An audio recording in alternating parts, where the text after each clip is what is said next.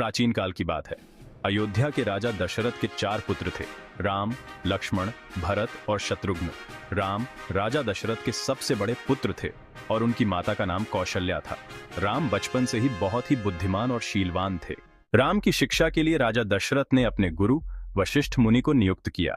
वशिष्ठ मुनि महान ज्ञानी और तपस्वी थे। वे राम और उनके भाइयों को वेद, शास्त्र, धनुर्विद्या और धर्म की शिक्षा देने लगे। राम और उनके भाई वशिष्ठ मुनि के आश्रम में जाकर शिक्षा ग्रहण करते थे। वहां वे अन्य विद्यार्थियों के साथ रहते और आश्रम के नियमों का पालन करते। गुरु वशिष्ठ ने उन्हें न केवल शास्त्रों का ज्ञान दिया, बल्कि जीवन के महत्वपूर्ण गुण भी सिखाए: सत्य, धर्म, अहिंसा और कर्तव्य निष्ठा। कुछ समय बाद विश्वामित्र ऋषि राजा दशरथ के पास आए और उन्होंने राम को अपने साथ ले जाने की इच्छा व्यक्त की। विश्वामित्र ऋषि एक महान तपस्वी थे और उन्होंने राम को और भी गहन ज्ञान देने का संकल्प लिया।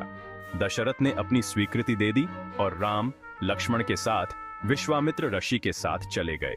विश्वामित्र के मार्गदर्शन में राम ने युद्ध कला, तपस्या और राक्षसों का नाश करने की कला सीखी।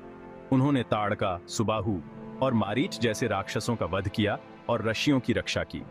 इस प्रकार उन्होंने न केवल शास्त्रों का ज्ञान प्राप्त किया, बल्कि धर्म और न्याय की रक्षा का व्रत भी लिया। राम ने अपनी शिक्षा पूरी करके न केवल विद्या में पारंगत हुए, बल्कि वे एक आदर्श पुत्र, शिष्य और राजा के रूप में भी प्रतिष्ठित हुए। उनके जीवन का हर कदम उनके चरित्र की ऊंचाइयों को दर्शाता था, जो आज भी हर किसी के लिए प्रेरणा का स्रोत है।